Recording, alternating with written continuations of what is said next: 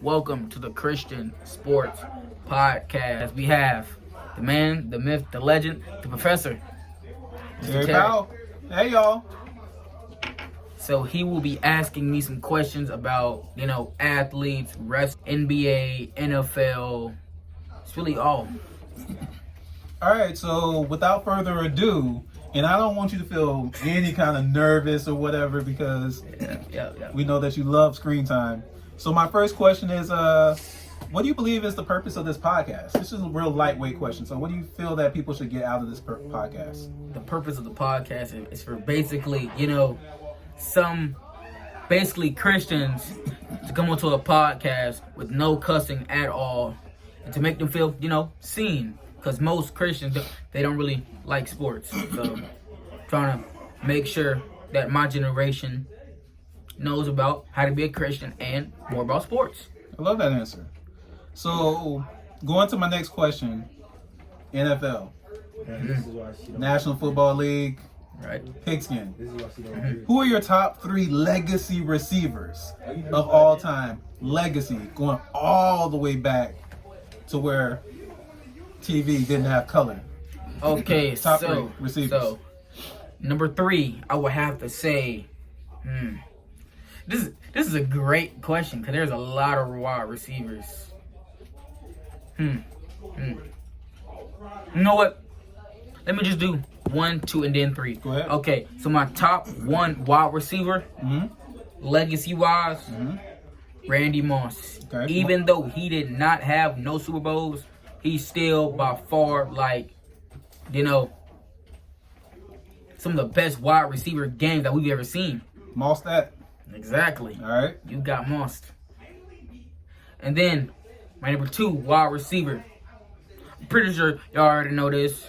Him and Randy Moss been kind of going back and forth to see who is the greatest wide receiver of all time. It's Jerry Rice, of course. The GOAT. And then, number 3. Is this my opinion? Yes, sir. This is a great question. You know what? Steve Largent. Steve Largent from the Seahawks. That is an old player for some, religious sports fans out there who knows a lot about sports. Steve Largent, he is, in my opinion, a top 10 wide receiver of all time. He's like that. You really took some time to think about this. You want to make sure that you pulled in your bag of knowledge. And you pulled out one name that I didn't even recognize. That's crazy. All right, so my next question is, all right, we've done receivers. Let's switch sports to NBA. Okay. Top 3 shooters. Prettiest jumps, prettiest technique. If they shoot it, you know it's going in. Okay. All right, top 3 shooters of all time in the NBA. Okay. What you say? Number 1, it's a complete classic. We all know the greatest shooter of all time, Stephen Wardell Curry. Okay. That's always number 1. Number 2, I would have to say it's kind of... Let's go with his fellow Splash brethren, Klay Thompson. Okay, I'll give you that.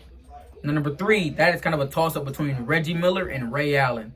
But since Reggie Miller have never really been on any, good teams, I would say score Ray Allen because his 3-pointers completely contributed to multiple game winners. Clutch. I know y'all remember that one game winner against the Spurs when he caught the ball on the baseline, threw it up. And we're back, and now to the NFL part of the pod. 2 games happened Monday, September 29th. The Dolphins get their first win against the Jets, and the Jets are now 4-0. Justin Fields' stat line was 1 touchdown, no interceptions, 226 yards. Breece Hall with 81 rushing yards, 5 receptions, 30 yards. Garrett Wilson stat line was 6 receptions for 82 yards, 1 touchdown. Tua Tagovailoa scored 2 touchdowns for 177. Devon Achane scored 1 touchdown for 99 rushing yards and 1 reception for 2, receiving yards. Tyreek Hill had 6 receptions for 67 yards. And about Tyreek Hill injury, I will talk about that later in the podcast. The Bo Nix Broncos beat the Joe Burrow-less Bengals. Jay Browning, no touchdowns, no interceptions, 125 yards. T. Higgins, stat line was 3 receptions, 32 yards. Jamar Chase, stat line was 5 receptions, 23 yards. And the question of the day is Jamar Chase on fraud watch, or is it the QB situation? Bo Nix stat line was 2 touchdowns, 1 interception, 326 yards. J.K. Dobbins went 101 yards, no touchdowns. Courtland Sutton, 5 receptions, 81 yards, 1 touchdown. And now the NBA Media Day.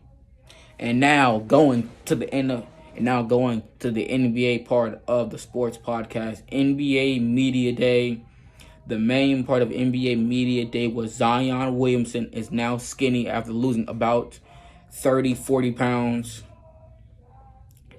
And Anthony Davis is now fat. Yes, the man who was traded for Luka Doncic, the fat 6'7" guy. Like 6'7", 6'8", 220-something pounds. He's skinny, and now Anthony Davis is now fat, so they kind of switched. Victor Wembanyama has grown an inch, so I believe now he's 7'6". That man is tall and skinny. That man has a crazy build. Derek Lively grows 2 inches, and on Monday I will do the NBA Power Rankings. Like 1 through 30. Yeah, I will do that.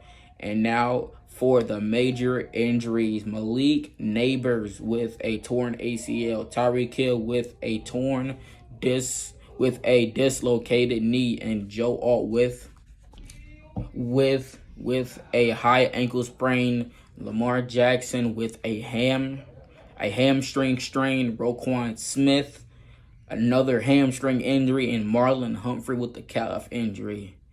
The Ravens have been completely injury-riddled with, injuries coming from Lamar Jackson, Roquan Smith, Marlon Humphrey. So a lot more Ravens that is on that list. And that was the Christian Sports Podcast. I will see y'all Monday.